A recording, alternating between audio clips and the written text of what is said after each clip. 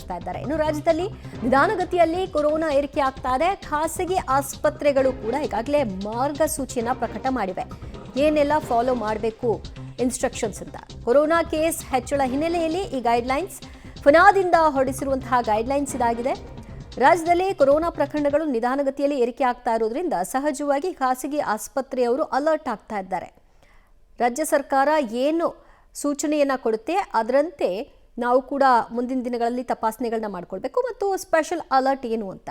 ಇನ್ನು ಖಾಸಗಿ ಆಸ್ಪತ್ರೆಗಳಿಗೆ ಫನಾ ಮಾರ್ಗಸೂಚಿ ಹೀಗಿದೆ. ಸಿಬ್ಬಂದಿ, ರೋಗಿ, ಸಂಬಂಧಿಕರಿಗೆ ಮಾಸ್ಕ್ ಕಡ್ಡಾಯ.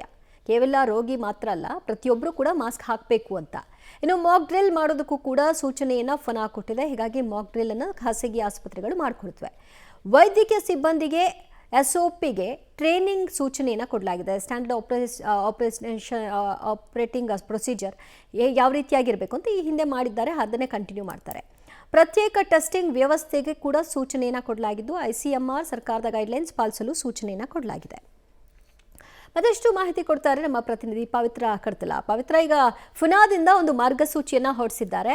ಇದು ಇವತ್ತಿನಿಂದ ಜಾರಿ ಬರ್ತಾ ಇದೆಯಾ? ಇದರ ಜೊತೆಗೆ ರಾಜ್ಯ ಸರ್ಕಾರ ಕೊಡುವಂತಹ ಗೈಡ್ಲೈನ್ಸ್ ಅನ್ನು ಕೂಡ ಅವರು ಇದರ ಜೊತೆಗೆ ಕಂಟಿನ್ಯೂ ಮಾಡಬೇಕಾಗತ್ತಲ್ವಾ?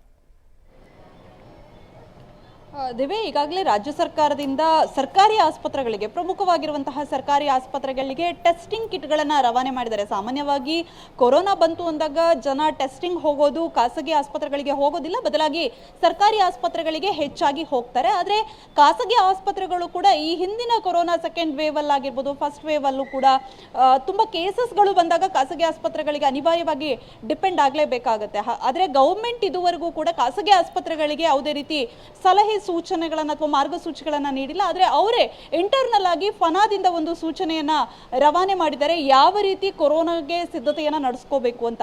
ಪ್ರಮುಖವಾಗಿ ಮಾಕ್ ಡ್ರಿಲ್ಗಳನ್ನು ಮಾಡುವಂತೆ ಸೂಚನೆಯನ್ನ ಕೊಟ್ಟಿದ್ದಾರೆ. ಯಾಕಂದ್ರೆ ಸಿಬ್ಬಂದಿಗಳಿಗೆ ಮತ್ತೆ ಟ್ರೈನಿಂಗ್, ಎಸ್ಪೆಷಲಿ ಆಕ್ಸಿಜನ್ ವ್ಯವಸ್ಥೆ ಯಾವ ರೀತಿ ರನ್ ಮಾಡಬೇಕು, ಜೊತೆಗೆ ತುರ್ತು ಪರಿಸ್ಥಿತಿಯಲ್ಲಿ ಯಾವ ರೀತಿ ಪೇಷಂಟ್ಗಳನ್ನ ನೋಡ್ಕೋಬೇಕು, ಅದಕ್ಕೆ ಸಿಬ್ಬಂದಿಗಳಿಗೆ ತುರ್ತಾಗಿ ತರಬೇತಿ ಯಾವ ರೀತಿ ನೀಡಬೇಕು. ಸೊ ಈ ಎಲ್ಲ ವಿಚಾರದ ಬಗ್ಗೆ ಒಂದು ಮಾಕ್ ಡ್ರಿಲ್ ಅನ್ನ ಮಾಡೋದಕ್ಕೆ ಒಂದು ಸಲಹೆಯನ್ನ ಕೊಟ್ಟಿದ್ದಾರೆ. ಅದರ ಜೊತೆಗೆ ಔಷಧಗಳ ಸ್ಟಾಕ್ ಯಾವ ರೀತಿ ಇಟ್ಕೋಬೇಕು, ಜೊತೆಗೆ ಹೆಚ್ಚಿನ ಸಂಖ್ಯೆಯಲ್ಲಿ ಜನ ಬಂದಾಗ, ಆಸ್ಪತ್ರೆಗಳಿಗೆ ಬಂದಾಗ ಕೊರೋನಾ ಟೆಸ್ಟ್ಗೆ ಪ್ರತ್ಯೇಕವಾಗಿರುವಂತಹ ಒಂದು ರೂಮ್ನ ವ್ಯವಸ್ಥೆ ಮಾಡಬೇಕು. ಜೊತೆಗೆ ರೋಗಿಗಳಿಗೆ ಪ್ರತ್ಯೇಕವಾಗಿರುವಂತಹ ಐಸೋಲೇಷನ್ಗೆ ಒಂದು ಕೇಂದ್ರವನ್ನ ಮಾಡಬೇಕು ಅನ್ನುವಂತಹ ಗೈಡ್ಲೈನ್ಸ್ ಅನ್ನ ಕೊಟ್ಟಿದ್ದಾರೆ. ಜೊತೆಗೆ ಪ್ರಮುಖವಾಗಿ ಹೈ ರಿಸ್ಕ್ ಕಾಂಟ್ಯಾಕ್ಟ್ಗಳು ಯಾರಿರ್ತಾರೆ, ಪಾಸಿಟಿವ್ ಬಂದಿರುವಂತಹ ರೋಗಿಗಳ ಹೈ ರಿಸ್ಕ್ ಕಾಂಟ್ಯಾಕ್ಟ್ಗಳಿಗೆ ಟೆಸ್ಟಿಂಗ್ ಅನ್ನ ಮಾಡುವಂಥದ್ದು, ಜೊತೆಗೆ ಶಂಕಿತರು ಹಾಗೂ ಪಾಸಿಟಿವ್ ಬಂದಿರುವಂತಹ ಎಲ್ಲ ರೋಗಿಗಳ ವಿವರವನ್ನ ICMR ಪೋರ್ಟಲ್ ಏನಿದೆ ಅದರಲ್ಲಿ ಸಬ್ಮಿಟ್ ಮಾಡುವಂಥದ್ದು, ಜೊತೆಗೆ ಸ್ಥಳೀಯವಾಗಿರುವಂತಹ DHOಗಳಿಗೂ ಕೂಡ ಮಾಹಿತಿಯನ್ನ ಕೊಡೋದಕ್ಕೆ ಸಲಹೆ ಸೂಚನೆಗಳನ್ನ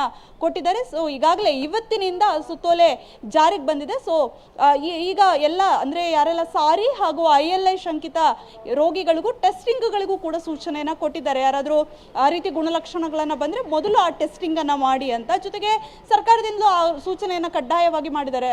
ಹೃದಯ ಸಂಬಂಧಿ ಕಾಯಿಲೆಯಿಂದ ಬಳಲ್ತಾ ಇದ್ರೆ ಅಥವಾ ಉಸಿರಾಟದ ತೀವ್ರವಾಗಿರುವಂತಹ ತೊಂದರೆ ಇದ್ರೆ ಅಂತವರಿಗೆ ಕೊರೋನಾ ಟೆಸ್ಟ್ ಅನ್ನ ಮಾಡಿ ಅಂತ. ಸೊ ಹಾಗಾಗಿ ಖಾಸಗಿ ಆಸ್ಪತ್ರೆಗಳು ಕೂಡ ಹೈ ಅಲರ್ಟ್ ಆಗಿ ಎಲ್ಲಾ ಸಲಹೆ ಸೂಚನೆಗಳನ್ನ ತಮ್ಮ ಆಸ್ಪತ್ರೆಗಳಿಗೆ ರವಾನೆ ಮಾಡಿದೆ. ದಿವ್ಯಾ, ಥ್ಯಾಂಕ್ ಯು ಪವಿತ್ರ, ನಿಮ್ಮೆಲ್ಲ ಮಾಹಿತಿಗೆ.